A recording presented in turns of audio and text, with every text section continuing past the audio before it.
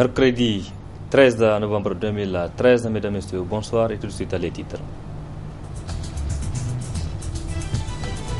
Vote de la motion de confiance de certains députés seraient corrompus, estiment certains acteurs. Il n'en est rien du tout, rétorque le parti au pouvoir. Précision dans un instant.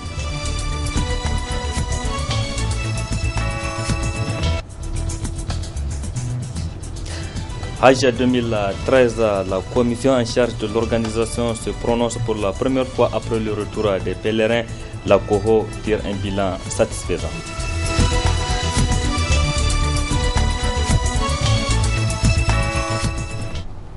Mesdames et messieurs, bonsoir et bienvenue à cette édition sur la télévision Labari. Je le disais en titre, le Hajj 2013, tous les 12 000 pèlerins nigériens qui étaient à la Mecque ont regagné le bercail. L'heure est à présent au bilan de l'organisation. La commission nationale en charge de l'organisation du Hajj, la COHO, a tenu ce matin un point de presse. Objectif à tirer le bilan de l'organisation. La COHO se dit satisfaisante de cette organisation. Un extrait de point de presse animé par son président El Hadji Bello Garba.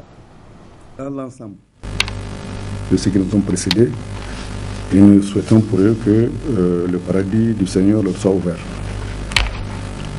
Pour en revenir à la question des couchettes et restaurants, vous vous rappelez, chaque pèlerin a payé 100 000 francs. 100 000 francs décomposés de la manière suivante: 40 000 francs pour la couchette, 60 000 francs pour la restauration.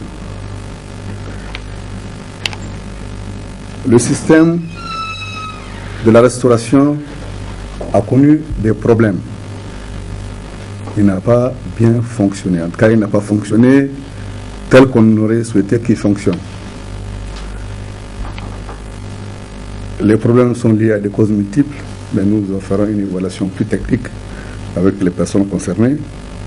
Je retiens simplement qu'il y a eu des dysfonctionnements et que ça n'a pas fonctionné à la satisfaction de tout le monde. En tout cas, les premiers jours, même si ça s'est amélioré au fur et à mesure. Alors, qu'est-ce que nous avons fait? Nous avons enregistré de doléances, nous avons réuni tous les acteurs, les agences et tout le monde concerné, et nous avons évalué. La question posée: dites-nous quel est le préjudice que vous pensez avoir subi. Combien de repas on ne vous a pas servi? Il faut nous le dire, agence par agence. Chaque agence a donné ses propres chiffres et on n'a changé aucun chiffre. El Hadji Bello Garba, président de la commission à l'organisation du Hajj et de la Oumra, que vous retrouverez en partie magasin de ce journal-là. La ville de Niamey a un nouveau président depuis le lundi dernier. Seydou Hassan du parti Lumana a été élu avec 27 voix sur les 45. Il a occupé plusieurs postes de responsabilité après ses études. Son portrait avec Michel Djedji. Né vers 1955 à Gamkale, un vieux quartier de la capitale, Hassan Seydou a obtenu son bac technique en 1975 à l'école polyvalente de Chavigny au Canada, après avoir fréquenté l'école primaire de Terminus et le CEG Nouveau Marché de Niamey. En 1978, il décrocha brillamment son BTS en électronique option télécommunication dans la capitale canadienne où il obtiendra en 1987 son certificat en psychopédagogie à l'université Sherbrooke. 2 ans plus tard, il devient ingénieur en électronique option contrôle régulation à l'université de Québec. En 1978, Hassan Seydou s'envola pour la France où il effectua des stages de perfectionnement. De retour au Bercail, il mit son expertise au service de son pays en remplaçant des expatriés français dans le cadre de la nigérisation de la Sonisha qu'il a été appelé à diriger en 2000. Il est membre du conseil d'administration de la Société nigérienne du charbon de l'Azawad depuis 2006 et de la Société du patrimoine des mines du Niger en 2007. Il a de grandes connaissances en informatique. Marié et père de 6 enfants, Hassan Seydou est élu président du conseil de ville de Niamey le 11 novembre 2013 par les conseillers élus avec 27 voix sur les 45 au titre du Modenfa Lumana. Il a visiblement le soutien de ses proches collaborateurs et de la population de la ville de Niamey qu'il est appelé à servir avec abnégation et loyauté. L'Assemblée nationale a, comme vous le savez, voté favorablement pour la motion de confiance pour le gouvernement de la 7e République relativement au programme pour le développement économique et social PDS. 70 voix pour et 43 contre. Un vote qui continue à alimenter le débat au Niger et qui relance également le débat sur la corruption. Un test réussi pour le Premier ministre Brigitte Raffini et son équipe qui étaient devant les députés nationaux le samedi 9 novembre dernier pour le vote de la motion de confiance à la demande du gouvernement. Les élus nationaux ont renouvelé leur confiance au deuxième gouvernement de la 7e République. 70 députés ont voté pour et 43 contre. Officiellement, la mouvance présidentielle comptait 58 députés après le retrait du principal allié du pouvoir, le moderne Lumana Africa. 12 députés donc de plus pour la majorité parlementaire, un chiffre qui pousse certains de parler de tentatives de corruption des élus nationaux. Vous êtes venus jauger combien parmi nous vous avez pu décrocher.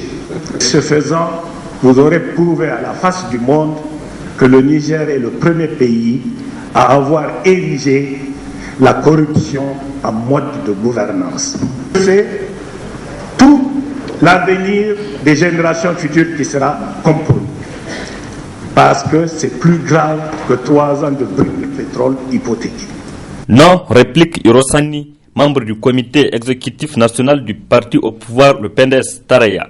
C'est une insulte à notre Assemblée nationale et à tous les députés que quelqu'un, un Nigérien, du rang d'un député national peut être corrompu. Je pense que c'est une insulte inacceptable. Ces députés qui disent qu'il y a eu corruption sont incapables d'apporter la moindre preuve de ce qu'ils avancent. Cela veut dire qu'ils disent des contre-vérités. Il n'y a eu aucune corruption, mais nous avons eu affaire à des députés qui sont patriotes. Donc nous rejetons totalement et radicalement ces allégations qui n'ont aucun fondement. Quoi qu'il en soit, les résultats du vote de la motion de confiance viennent ainsi relancer les débats dans les QG des partis politiques qui multiplient les rencontres pour essayer de prendre à bras le corps la situation. En tout cas, les leaders de l'Alliance pour la réconciliation, la démocratie et la République ARDR ont rencontré hier les députés de l'opposition parlementaire. Objectif, faire le point sur les conditions du vote de la motion de confiance le samedi dernier, mais aussi encourager les députés de l'ARDR pour leur prestation lors des débats. Président avec le porte-parole de l'ARDR, Hussein Salatou. Nous avons jugé utile de les rencontrer parce que ces députés ont accompli un travail formidable. Vous savez le contexte dans lequel cette motion de confiance ou question de confiance a été déposée, les conditions dans lesquelles on est arrivé jusqu'au vote. Ces députés ont subi des pressions énormes. Ils ont subi des chantages. Ils ont subi des intimidations jusqu'au jour du vote, juste dans la salle du vote. Mais ils ont su résister. Ils ont su résister face à cette corruption rampante, face à ces promesses alléchantes, face à toutes ces illusions. Ils ont su constituer ce qu'on appelle un rempart pour la démocratie. J'aimerais vous dire que le matin même du vote, les gens ont manigancé. Ils ont apporté de faux papiers, un faux décret pour dire que voilà, le président de la République dit que si la motion ne passe pas, il va dissoudre l'Assemblée nationale. Malgré tout, nos députés ont résisté. C'est vrai, à la réunion d'hier, ceux qui ont jugé de jouer le mauvais jeu, ceux qui ont jugé de trahir leur base, leur engagement, leur mandat, ils sont rentrés dans une logique qui ne sont pas venus. Mais nous pensons que certains vont revenir à de meilleurs sentiments. Parce que je suis sûr et certain que ceux qui ont posé ces actes-là ne pourront pas lever la tête pour regarder d'abord leur famille, ensuite leurs militants. Donc nous avons jugé utile de rencontrer ceux qui ont fait vraiment honneur à la démocratie et qui ont fait d'abord honneur à eux-mêmes. Parce que C'est ce que les Germains appellent, ou les Hausa appellent, un amana qui a été donné, et ils ont accompli cet amana-là. Donc il nous revient en tant que leader notre devoir de les remercier, de les encourager. Ils ne le font pas pour nous, ils le font pour les électeurs, pour les citoyens qui les ont envoyés là-bas. Et je pense que c'est un rôle qu'ils ont pleinement joué. Quand vous faites la part des choses, quand vous appréciez les débats, les députés de l'ARDR, c'est-à-dire ceux de l'Oumana et du groupe parlementaire Loumana et du groupe parlementaire Aran, ont remporté le flambeau. Ils ont fait des discussions sur la base des éléments concrets, sur la base des preuves, non pas sur la base de la diffamation. Elles sont beaucoup utilisées en cette période pour entretenir la peau et pour se protéger contre le froid. Ce sont les pommades. On en trouve de tout genre, de toutes sortes sur les marchés. Mais attention, rétorque le médecin, il faut savoir comment et quel genre de pommade utiliser. Reportage à Memouna Daouda et Halidou Bourema. Vaseline, lait éclaircissant et hydratant, les crèmes sont entre autres produits utilisés pour bien entretenir la peau. Mais en cette période de froid, seules les vaselines sont les plus sollicitées par les clients. Les vendeurs, eux, se frottent les mains. Quand il fait froid, et tous les produits cosmétiques, que ce soit l'éclaircissant ou la vaseline ou autre chose, ça paye normalement parce qu'il fait froid. La clientèle, c'est abordable à ce temps parce que toutes les femmes n'ont besoin que de passer leur crème après la douche. Ainsi que les enfants qui vont à l'école, parce que tu ne peux pas laver un enfant pour le mettre dans les cours de l'école sans le mettre un peu la vaseline quand même. Vraiment, son y a de nos yenora nirgo, yei idem de mongono bagumo. En cette période, les vaselines sont les plus sollicitées par les clients. Dieu merci, tout se passe bien. Les clients que nous avons trouvés sur les points de vente expliquent les raisons de leur choix. Je suis venu acheter de la pommade de vaseline pour la famille. Les prix sont abordables. C'est pendant cette période qu'on utilise les pommades. Un choix qui ne se fait pas par hasard. C'est pourquoi les spécialistes en la matière prodiguent ces conseils aux utilisateurs des pommades. La pommade la mieux conseillée, c'est surtout la vaseline. La vaseline, en tout cas, qui comporte moins des substances, parce que la plupart des pommades qui sont vendues dans le commerce contiennent pas mal de substances. Vous avez des pommades qui contiennent des corticoïdes. Ce genre de pommades ou cette catégorie de pommades ne sont pas surtout conseillées, parce que les corticoïdes sont utilisés à des buts, en tout cas à un but médical. Et quand vous prenez dans le commerce, elles sont vendues et comme ça, elles sont en vente libre et elles ont des effets nuisibles sur la peau, elles détruisent la peau. Et c'est pour toutes ces raisons qu'on conseille en tout cas aux gens d'utiliser la simple vaseline.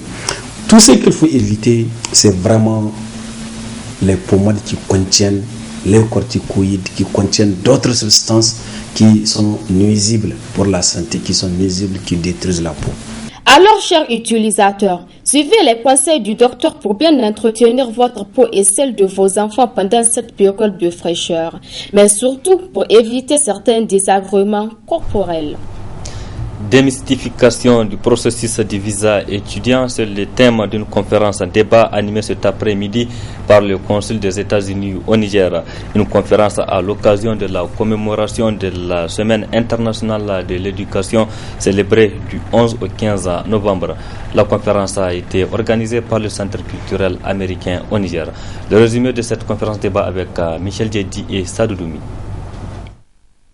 Il s'agit pour le consul général des États-Unis d'Amérique au Niger d'édifier les élèves et étudiants nigériens sur le processus d'obtention du visa pour des études supérieures en Amérique. Selon la communication faite par le consul américain, contrairement à ce que pensent bon nombre de personnes, le visa américain peut s'obtenir facilement, surtout quand on est étudiant. Il suffit en effet de remplir certains critères sur lesquels les candidats ont reçu d'amples explications. Je voudrais partir là-bas aux États-Unis. Donc, je suis venue savoir un peu plus ce qui se passe pour pouvoir avoir son visa, quoi. En tout cas, il nous a fait montrer que si tous les dossiers sont complets, il n'y a pas de raison qu'il refuse le visa. Les difficultés rencontrées, c'est toujours par rapport au niveau d'anglais, qui est toujours nécessité, qui est demandé par les grandes depuis la majorité des universités américaines. Sachant qu'ici, c'est un pays francophone, il y a toujours des lacunes et voilà, c'est toujours les TOEFL. Les conditions sont plusieurs. Ce n'est pas une science exacte, c'est qu'on devrait avoir les moyens pour payer pour les études et qu'on devrait aussi avoir les bons sens, c'est-à-dire qu'on réponde bien aux questions sur pourquoi est-ce que vous allez étudier aux États-Unis et qu'est-ce que vous allez étudier. Donc ça, c'est en bref plusieurs choses. Si on a voyagé beaucoup dans le monde avant, ça c'est bon aussi. Le consul Brian Hall, qui a par ailleurs assuré que l'ambassade des États-Unis d'Amérique au Niger est disposée à améliorer les conditions d'octroi de visa aux étudiants nigériens dans le cadre de la coopération entre les deux pays. J'ai l'annoncé en début de cette édition, la partie magazine est consacrée au point de presse animé ce matin par le président de la commission nationale chargée de l'organisation du Hajj et de la Oumra Kohu. Objectif, faire le point de l'organisation de l'édition Hajj 2013. Très bonne réception.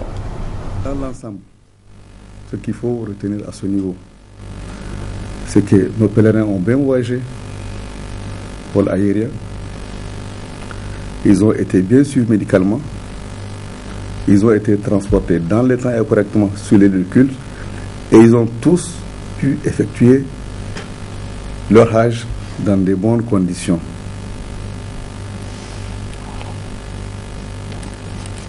Après, c'est la phase de retour. Tout le monde est rentré. Et les bagages sont en train d'arriver au moment où je vous parle. Il y a un lot de bagages qui viendra à l'aéroport. Donc, ça se passe aussi de manière correcte. Donc on est bien parti, on est bien revenu. Ce que nous espérons, c'est que le Hajj soit un Hajj agréé pour tout le monde. Pour ce qui est du bilan sanitaire, je vous dirai tout de suite qu'il y a eu beaucoup de consultations, un peu plus de 12 000 consultations. Donc l'équipe médicale a bien tourné. 63 hospitalisations, 12 accouchements et malheureusement 7 décès. Mais ces décès de cause naturelle, quelquefois arrêt cardiaque, surtout. Nous réitérons nos condoléances aux familles et aux proches de ceux qui nous ont précédés et nous souhaitons pour eux que le paradis du Seigneur leur soit ouvert. Pour en revenir à la question des couchettes et restaurants, vous vous rappelez, chaque pèlerin a payé 100 000 francs. 100 000 francs décomposés de la manière suivante. 40 000 francs pour la couchette, 60 000 francs pour la restauration. Le système de la restauration a connu des problèmes. Il n'a pas bien fonctionné. En tout cas, il n'a pas fonctionné tel qu'on aurait souhaité qu'il fonctionne.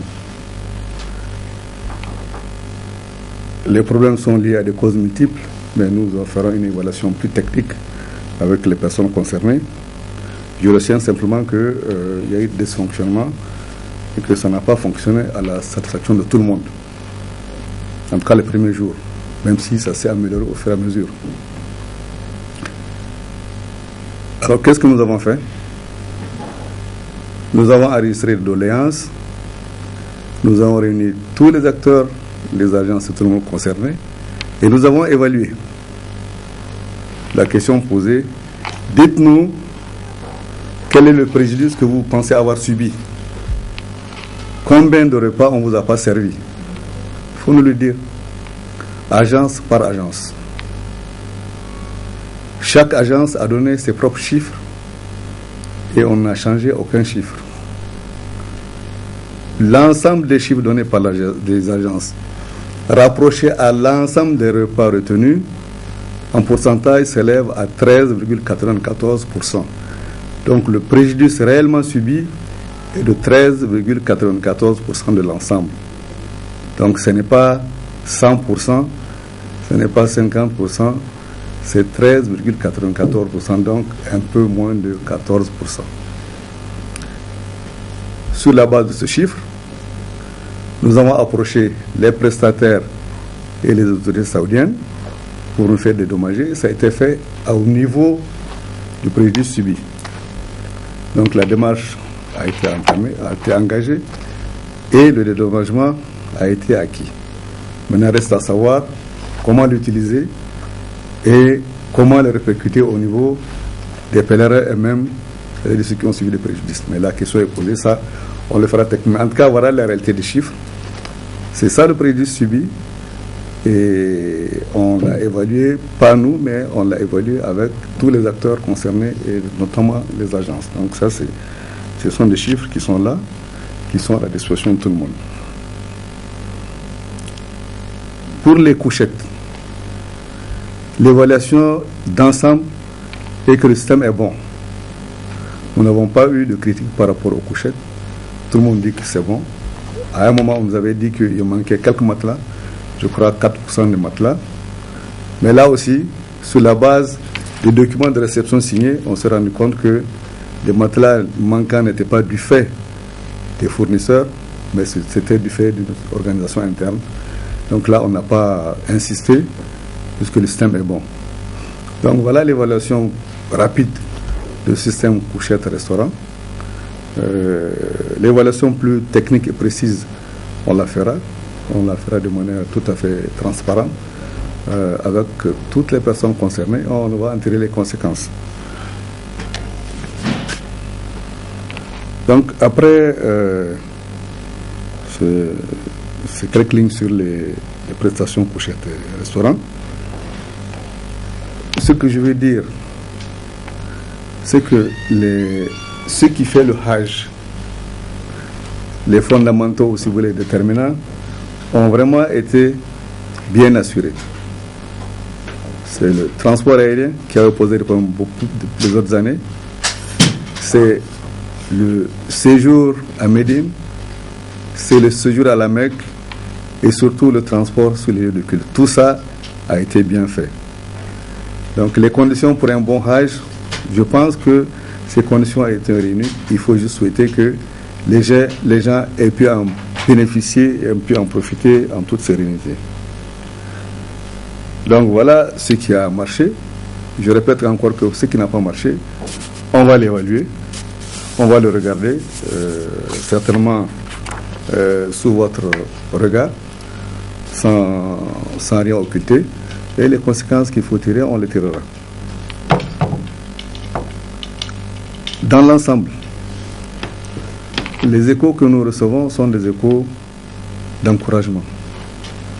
Ils sont plus ou moins favorables, comme a été favorable la distinction que nous avons eue en Arabie Saoudite. Mais pour nous, ces encouragements, c'est une incitation à mieux faire. Parce qu'en une seule année, on ne peut pas résoudre tous les problèmes du Hajj au Niger. Donc il reste encore beaucoup de problèmes à résoudre. On en a conscience. On a pu peut-être agir sur les choses les plus visibles, comme je citais tout à l'heure, les inscriptions, les visas, les transports, aller-retour. Ensuite, tout ça, je pense qu'on commence à trouver la solution. Mais encore, il reste beaucoup de choses à faire.